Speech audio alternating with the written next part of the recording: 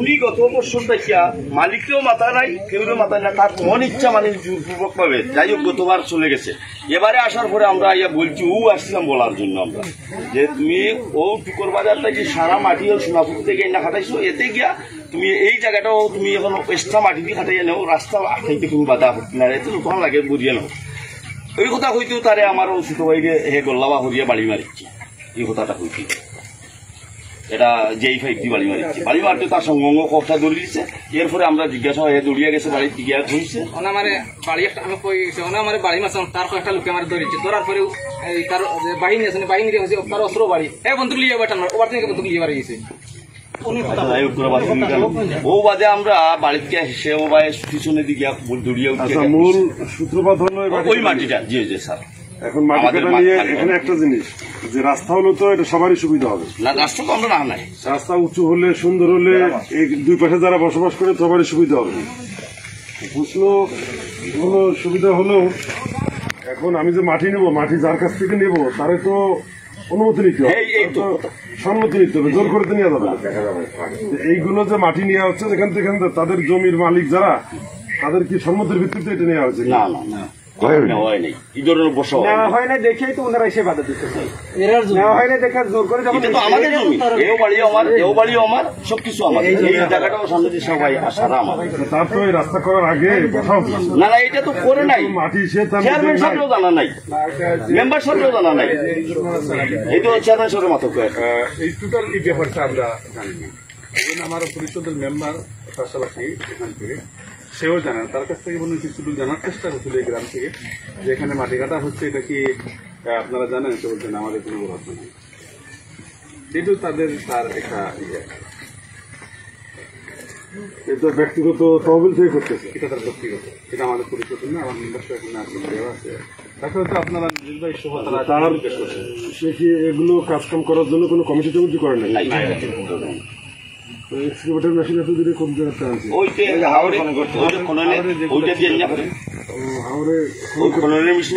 হাওড়ে এটা কি খাস জমি খনন করতেছে না? এও আমরা বলতে পারি না, আমরা তো এখন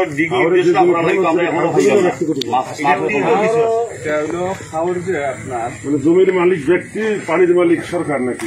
এটা কিছু নাকি? আপনি কি আমার অফিসে গেছিলেন? সবাই মাছ খাইতে চায়, মাছ খেতে যে সিরিয়া অর্ধেক তার ভাগ হয়ে যায়।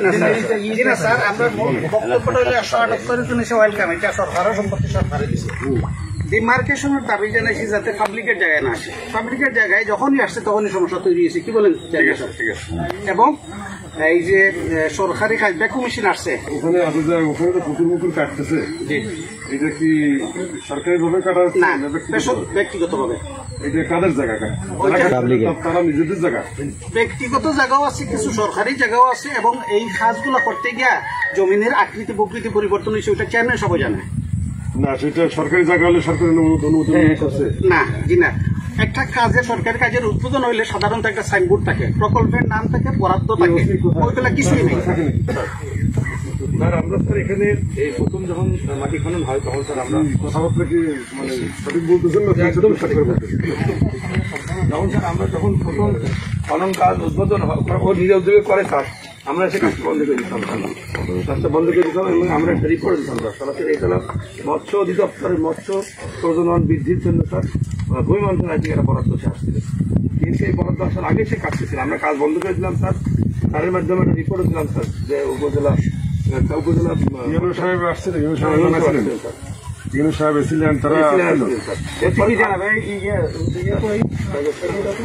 আমি খালি আপনাকে এটা আমরা কিন্তু কাজটা বন্ধ করে দিয়েছিলাম এবং এই কাজটা রহস্যজনক কারণে ডিসি অফিস থেকে আবার এসে তারা নিজেরা এসে উদ্বোধন করে দিয়ে গেল। আমার 3টা সুপারিশ আছে, ডিসি সাহেবকে চিঠি লিখে দেন, 3টা সুপারিশ খেলে করে দেন। জেলা মৎস্য অফিসার সংস্থা হাওড় পরের কৃষকদের নিয়ে সরকারি সার্ভেয়ার দিয়ে দ্রুত জলবলের সীমা নির্ধারণ করা, হাওড় পরের সীমানা নির্ধারণ না হওয়া পর্যন্ত মৎস্য বিভাগ কর্তৃক হাওড় সংস্কারের নামে বন্ধ রাখা, এটাই ছিল ওনাদের মেইন দাবি। আর হলো আসন্ন এই মৌসুমে হাওড় পাড়ের কৃষকদের হাওড় থেকে পানি সেচের ব্যবস্থা করা। এই যে হাওড়ের মাছগুলো যখন ধরার জন্য যে পানি যখন সেচে ফেলে, তখন এই হাওড়ের পানির উপর নির্ভরশীল যে কৃষিজ জমি আছে, সেই কৃষিজ জমি কিন্তু এই কৃষকরা কিন্তু বঞ্চিত হয়। কৃষকরা কিন্তু তখন আর ধান উৎপাদন করতে পারে না। ওনাদের একটা ছিল যে ওনার পানি সেচের ব্যবস্থা করা, আর ওনাদের প্রথম থেকে একটা দাবি ছিল যে এটা ডিমার্কেশন করা হোক। এই ডিমার্কেশন করতে গিয়ে স্যার উভয় পক্ষের এটা একটা দুটা গ্রুপ হয়ে গেছিল ওদের মধ্যে, সমাজের মধ্যে। তা এখন মেজরিটি কৃষক কিন্তু তার এই হাওরটা লিজ নেওয়ার কারণে ক্ষতিগ্রস্ত। তো তারা বারবার চাচ্ছিল যে এটা সীমানা নির্ধারণ করে দেওয়া হোক, 178 একর, 178 একরের সীমানার বাইরে যেন সে না আসে। তো যখন এটা বিতর্ক দেখা দিল, আমরা কিন্তু ওসিকে পাঠাই, পুলিশ পাঠাই এটা বন্ধ করে দিলাম, এবং আমি ডিসিএফকে চিঠি লিখে দিলাম যে এখানে এই কাজ যেন এটা বন্ধ থাকে। কিন্তু এই কিছুদিন পরে এরা আইসা, মানে ইউনো সাহেব আইসা তারপরে কাজটা উদ্বোধন করে দিয়ে গেছে, মাটি কাটার কাজ এরা নিজেরা করে দিয়ে গেছে।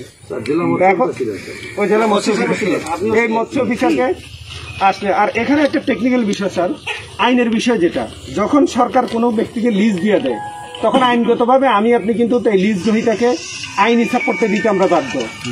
এখন ওখানে প্রথম থেকে ইস্যুটা তৈরি করতেছিল যে গ্রামবাসীর বিপক্ষে সাইফুলের একটা অবস্থান, যে সাইফুল যখন কাজ করতে যায় গ্রামবাসী বাধা দেয়, এইরকম একটা অবস্থান থেকে স্যার আসলে এই মানে ফাটলটা ধরছে। করার পরে আপনারা কি আমার অফিসে গেছিলেন সাইফুলের বিরুদ্ধে বলার জন্য? না, আমরা কি ঘটনা নিয়ে? আমরা বলতে চেয়েছিলাম যে আমরা লিজ যেটা দিচ্ছি ওইটা সরকারের সম্পত্তি, ওইটা আমরা অনার করি, ও যাতে পাবলিকের জায়গায় না যায় এই ব্যাপারে প্রয়োজনীয় ব্যবস্থা নেওয়া। মানে অতিরিক্ত জায়গায়, জি জি, অতিরিক্ত জায়গায়, সরকারি জায়গায় সরকার লিজ দিচ্ছে, সেটা জি অতিরিক্ত জায়গায় যেন না যায়। জি জি শিওর। এবং এই সাইফুলের নামে কোনো লিজ নেই, একটা সমিতি মৎস্যজীবী সমাজ সাইফুল নামে লিজ নাই, সাইফুল এই ক্ষমতা দেখা করছে কি? এইটাই তো প্রশ্ন স্যার। সমিতির সে কি কিছুই না,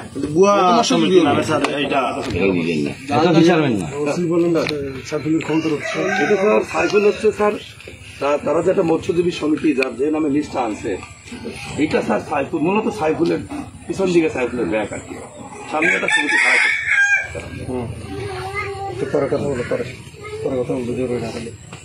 এবং স্যার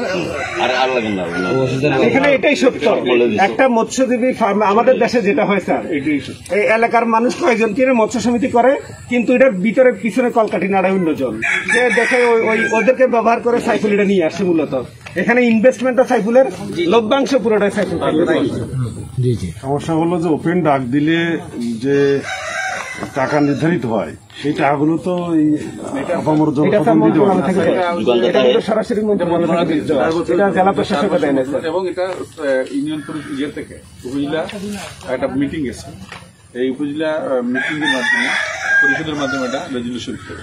এটা 3টা সমিতি ছিল, এখানে 3টা সমিতির মধ্যে এখানে ছিল 3টা সমিতি, এখানে ছিল একটা 10 কর, একটা 36 ছিল, আর একটা সোনালী তো 10 36 এটা বাদ দিল, আর এরা আরাম এটা 3টার সময় করে মানে সমান সমান অধিকার দেওয়া হয়েছিল। পরবর্তীতে এটা কিভাবে মানে কেন্দ্রীয় থেকে চলে আসছে, এটা নিয়ে আরো অনেক ঝামেলা সৃষ্টি হয়েছে। এটা যাক, এখন ওটা তো অন্য চ্যাপ্টার। এখন এই আজকের যেটা মারামারি খুনে হয়েছে, এটা হলো ওই মাটি কাটা নিয়ে, অনুমতি ছাড়া মাটি কাটা নিয়ে। আমার নিজস্ব জায়গার জন্য আপনার জায়গাতে মাটি কাটার অনুমতি ছাড়া আমার আপনি বাধা দিতে গেছেন, বাধা দিয়ে সে ব্যক্তিগত বন্দুক দিয়ে গুলি করে। এখন তার পক্ষের লোকজন কতজন ছিলেন? প্রায় 30-35 জন, গ্রামের কিছু তারা, তার পক্ষের লোক 30-35 জন। 35 জন। আপনারা কতজন ছিলেন? আমরা তো আসছিলাম গ্রামের লোক লইয়া, মানে যে আমরা জিজ্ঞাসাবাদ হরণ আইয়া, যে সময় আমরা অন্য আইছি, আমরা 3-4 ভাই জিজ্ঞাসা করার লাগে, এই সময় শুট আরম্ভ করছি, আর মানুষের অতঙ্গ ইয়ে আটকে গেছে সব। আমরা এনে সামনে যদি দিছি, তাহলে আমরা করে দিয়েও চট করবো, এটা আমরা সামনে কয়জন? আমরা গুলি 3 জন খাইছি স্যার, 4জন, একজন মারা গেছে, বাকি 3 জন আর হসপিটাল আছে, ঢাকা আছে, মাথায় ছেলের বাপ ছেলের বাপ এক জায়গায় ছিল না, ছেলেটা লাশ পড়ে গেছে, লাশটা তোলার সময় আবার গুলি করছে, আবার গুলি করছে। ওই সময় ওইটা আমার সাথে করছিল, আমার বুকুরবার বাদে আমি ফুড়ি গেছি, আর ফুয়াটা করে টার্গেট ছিল বড় উনার সাথে বিরোধ, মানে আমার যে ছেলে মারা গেছে, যে ছেলের বাবা আহত হয়েছে, তারা কোনো পক্ষ না, তারা ওনাদের আমার তো তাদের তো জমির এখানে মালিকানা না, তারা সাইড ভাই, তারা সাইড ভাই। আপনার ভাই আপন ভাই আমার বাড়ি এটা না, এটা আমাদের জায়গা ওইটা আমরা আর যে মারা গেছে তাদের বাড়ি কোনটা?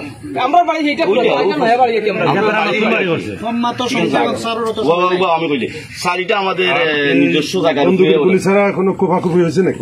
ওই বাড়ি আছে, সেটা আছে। আরো কুষার গা আছে, বিভিন্ন জো আছে, আর ওইটা ইটি আছে। আমার তো বাড়িও আছে, আমার ভাই আহত হয়েছে কয়জন মোট? আমরা প্রায় 5-6 জন। আমরা এই সাইডে মানে আমরা যে 5-6 জন হাসপাতালে ভর্তি হয়েছে কয়জন? 5 জন। এখন হাসপাতালে আছে কয়জন? এখন বর্তমান 2 জন আছে, একজন ঢাকা একজন ওসমানী। এখন সিলেটে আছে। আর বাকি কেউ এখানে আছে যে আহত হয়েছে ছোটখাটো? তো আমি আছি, আমার তো বাড়ি আছে।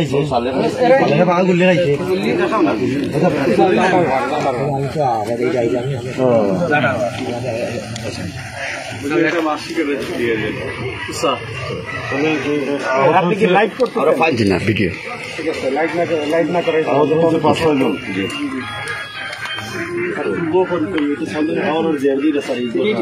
এবং যাতে এইটাও নাই যেখানে বসছিলেন স্যার আইয়া মারা গেছে কোন ক্লাসে পড়ে? এইবার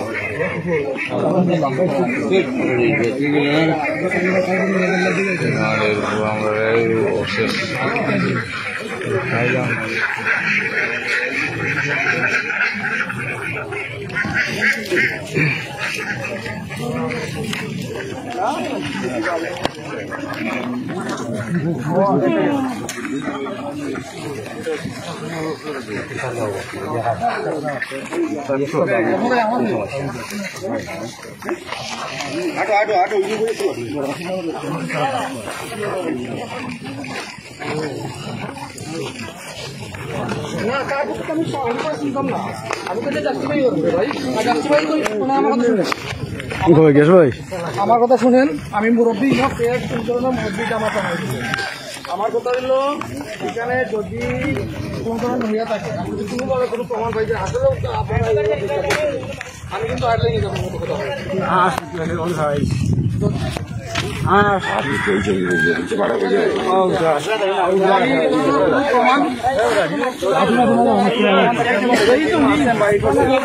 কিন্তু আপনি হাট লেগে যাবেন, ঠিক আছে?